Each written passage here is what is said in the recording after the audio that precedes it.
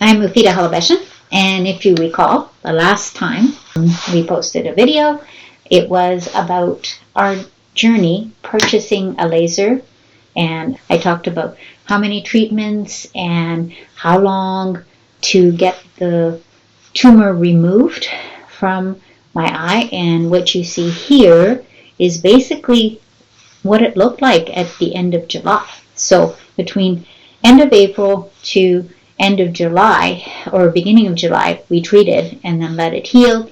I had a follow-up appointment with my dermatologist to do a full body scan.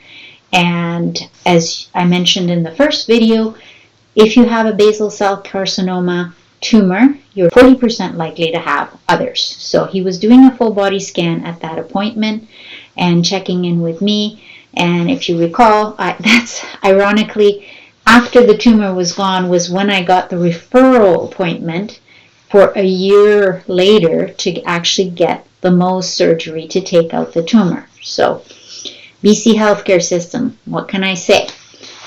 I have to go see my dermatologist. I no longer have a tumor, and I'm a little bit anxious, even though I'm quite happy the tumor is gone, about going to see him, because I don't know how to tell him that I self-treated with a laser.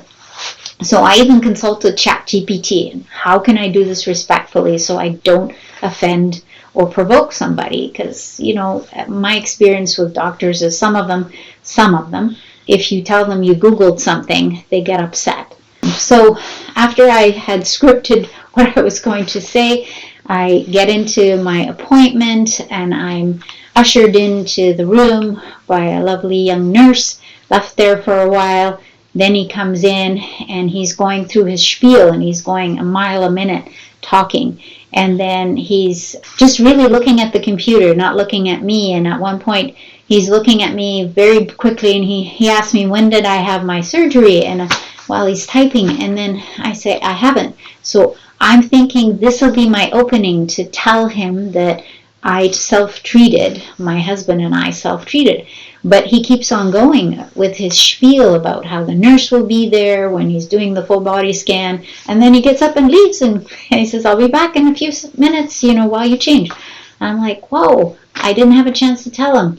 So I undress, and they check your whole body, so you can have your bra and underwear on and a mesh kind of cover while they check different parts. And after what seems like quite a long time, he and the nurse come back. She's kind of positioned like a sentry at the door, watching, and he's going again through his spiel about checking the arms and what, and he is going so fast that I have to wonder and ask myself, how can he see anything? If I don't tell him something's there, he's not going to see anything. And I slowly realize that these full body scans, as a patient, you have to be self-aware and do your own scan before you go in there, so you can point them to what they need to see. Because unless something is fully developed and big and large and ugly, presumably, they're not going to see it. Because if you don't tell them, it has to be fairly big for them to see it. And somewhere in his spiel, very rapid spiel, where I'm really feeling like a number, like he doesn't even see me, he's not making any eye contact, I managed to interject that I did my own treatment. That's how the tumor's gone. And it felt like this was the first time he actually saw me, because he just whipped around, stopped, and made eye contact. And he said, and where did you get a laser from? And I sensed maybe disbelief, maybe sarcasm in that question, but I answered it and I said, well, the only place you can get a laser at a reasonable cost is China, of course. I said, otherwise it's upwards of $50,000. And by the way, we didn't get an ND-YAG 140 joules laser. We got a 2 joules laser. I just rambled on without taking a breath, because I knew if I stopped talking, he was going to cut me off. And I wasn't going to let that happen. I needed to be heard, and I needed to let him know. So at one point he says, "Thank you for being honest with me. As a doctor, I can't condone your actions, but as a scientist, I'm very curious, and this could be a research study." So I tell him, it already is a research study in that this doctor, Orit Markovitz in New York, has already done it. The only thing that's different here is the laser is much, much weaker, and I'm doing it near the eye, and we're not dermatologists, obviously. So those are the different factors. So we're not trained in any way. And so at some point, he whips out his dermoscope and checks, and he said, well, just because we don't see anything doesn't mean the roots are gone. So he clearly could see nothing, at least with the dermoscope. And he said, you should follow through with the surgery, Mohs surgery, because there might be roots that you don't know about.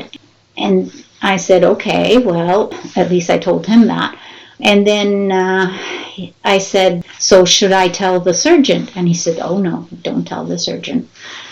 So that I've already treated it. So I thought, oh, okay, all right. So, and that was my appointment with my dermatologist. And once we had that little exchange where I actually felt he saw me for the first time, it concluded very quickly. And the poor nurse that was by the door was, I couldn't tell if she was withholding a giggle, with her eyebrows were going up in surprise, but she held it together and they both went out, and that was it. So that was my follow-up with my dermatologist after I self-treated with my husband treating me for removing the tumor.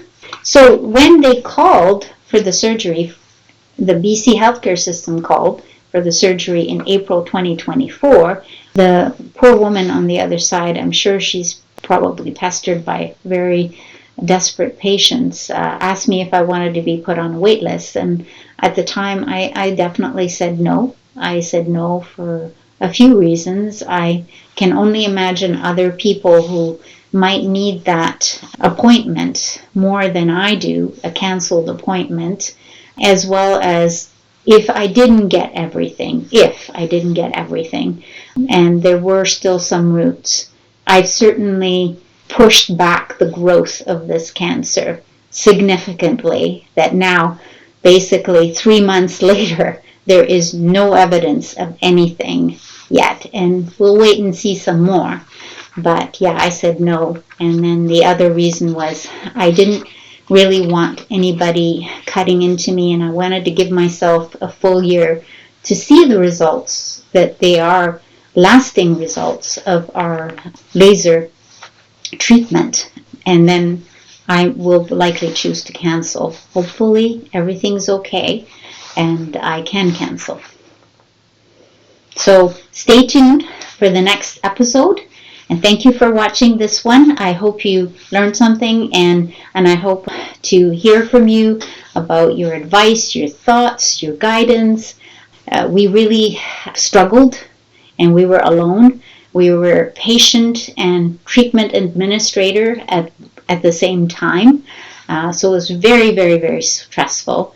And after I talked to my dermatologist for the full body scan, I went home and cried, because I realized that that was the first time I had talked to anybody about what we had been doing or going through and shared it with anybody. So stay tuned, because John is going to tell you all about the ND-YAG tattoo removal laser, and he's going to tell you all about the issues, and he's going to tell you all about eBay. And we're going to have a discussion about all kinds of interesting things around this topic of self-treatment and the BC healthcare system, and was it right or wrong, because these are all great topics. So thank you again. Please hit subscribe if you've enjoyed this.